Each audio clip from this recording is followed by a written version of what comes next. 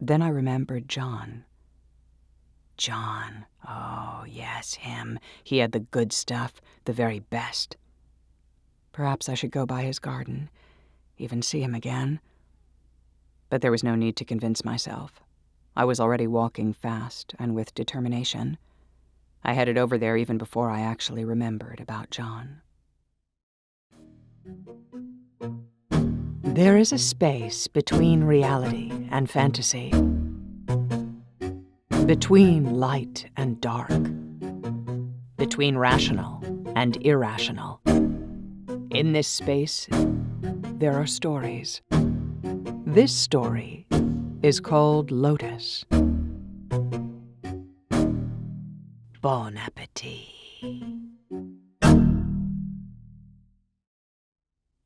He was not outside this time, but the garden was unlocked. I let myself in.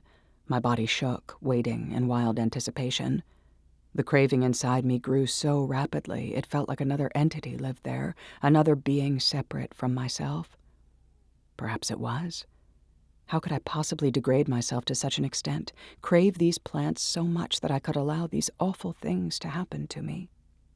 The man in the flower shop, stroking himself feverishly, came into my memory, and I shivered in disgust. I could still see his tongue pushing out of his mouth, his face red and covered in sweat as he moaned quietly. I couldn't do these things to myself.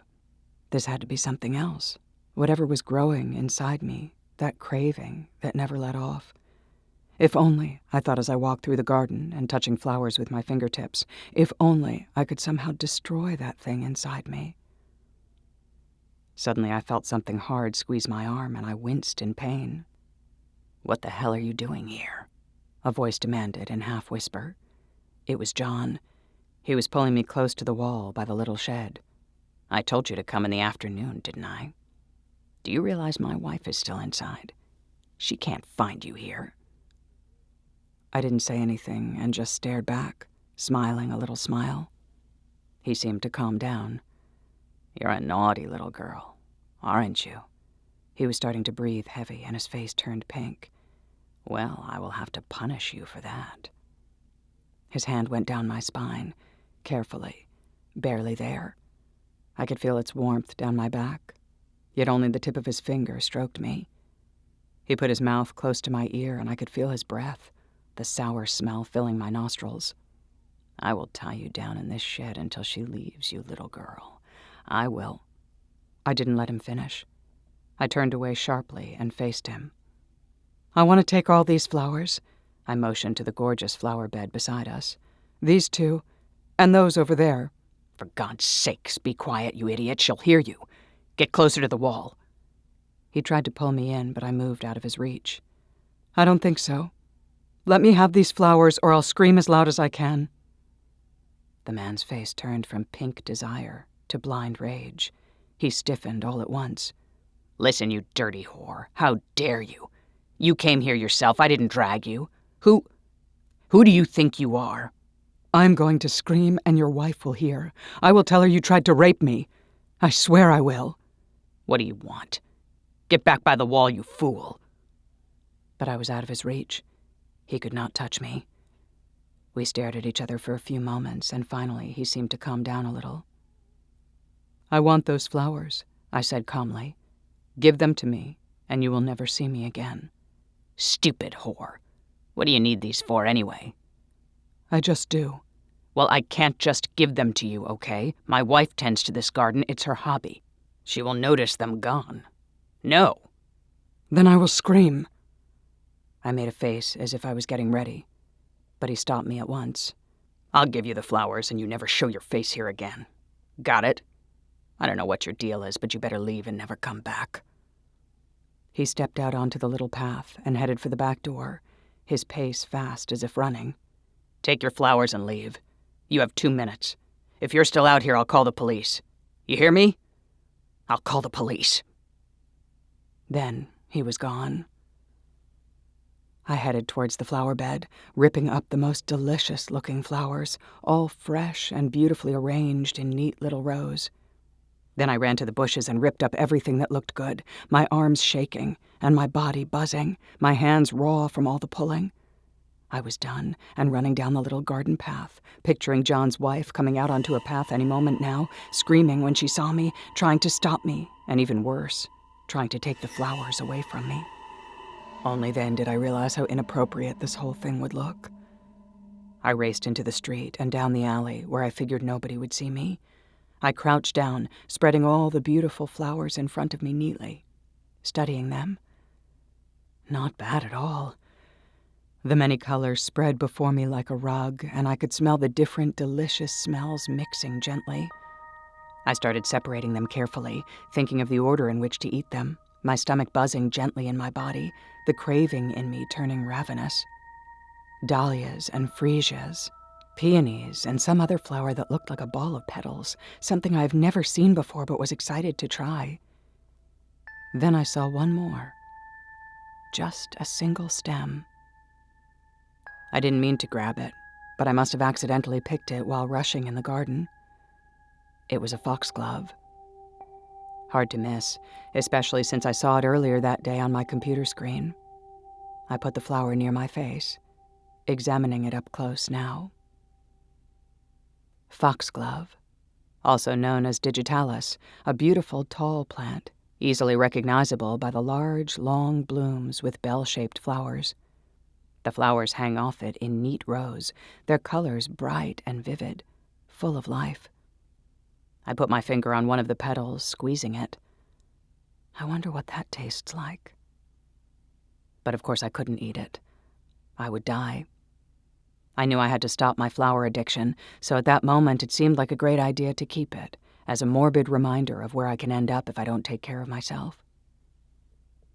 So I picked up my flowers, feeling their weight in my arms, and walked home carrying the giant bouquet, my body vibrating with the rush, anticipating the moment that was about to come. I walked fast, picturing myself eating each plant, the delicate petals on my tongue. A feeling of pleasure went through my body, and I almost moaned as I walked on, in a hurry.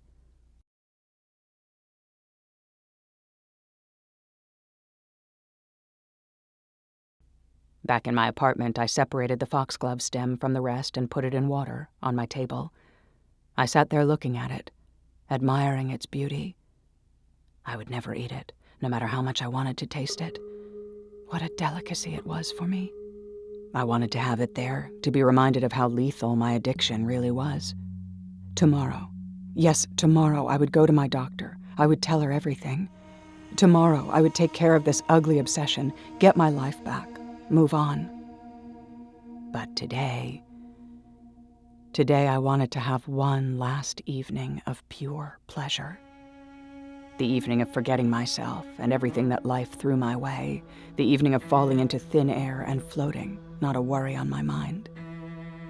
I stared at the foxglove, alone in its vase, my mouth watering, and made plans to change and get better. All I needed was this one more moment. One more time, and then I would change everything. Stop this for good. I went into the bedroom and spread the flowers in front of me on my bed. I have never had this many all at once. The excitement went through me, paralyzing me with anticipation of pleasure. My every cell was yearning for the release I was about to get.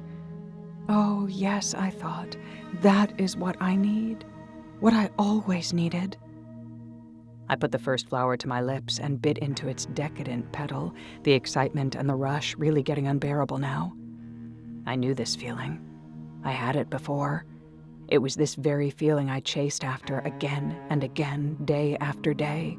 This feeling was so powerful, I forgot everything about myself just to experience it again and again.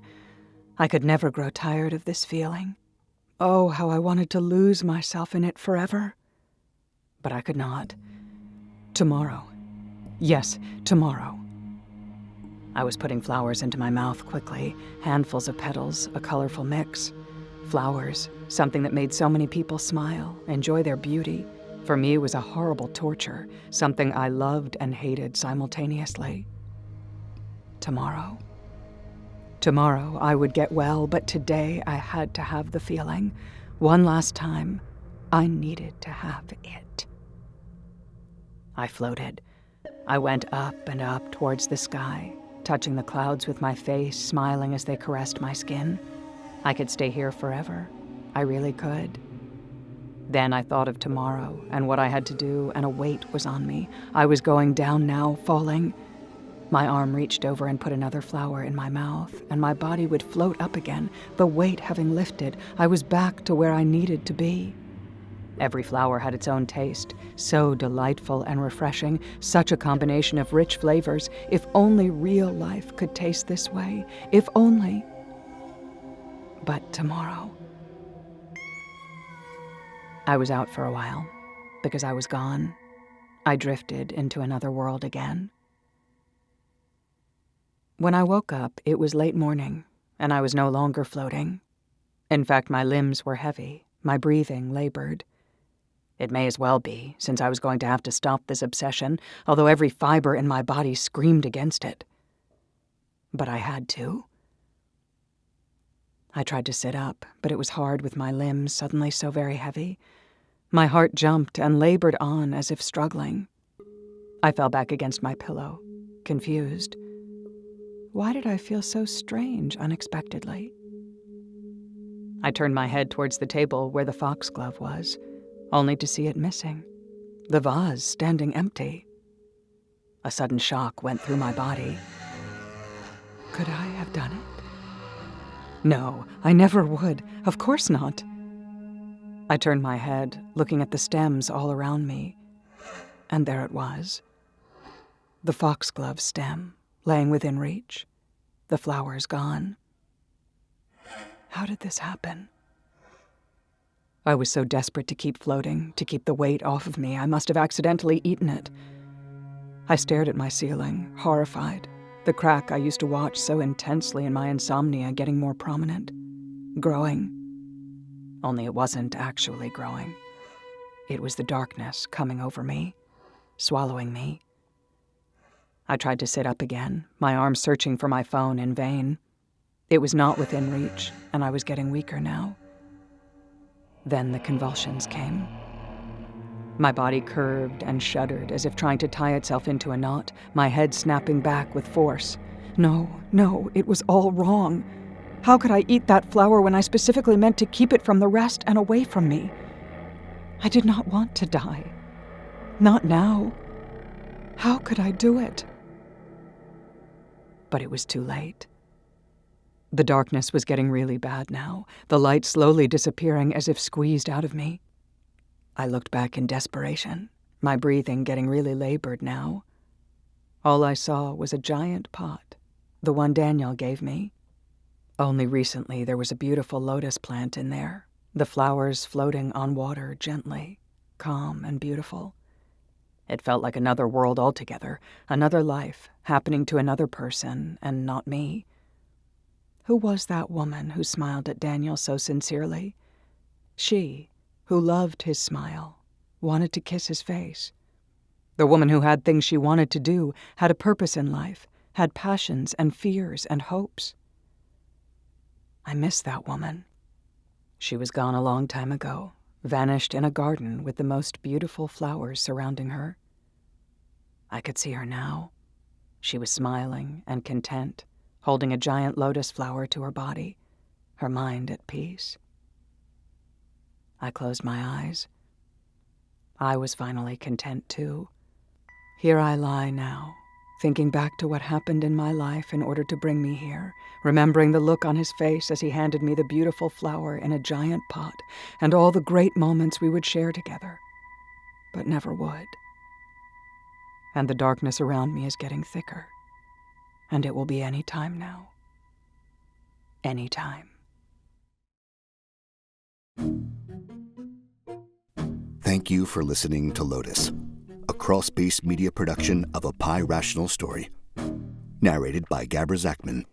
My name is Neil Hellegers, and mine is the voice you'll hear in Season 2, titled The Bathtub. And remember, insanity is a virtue.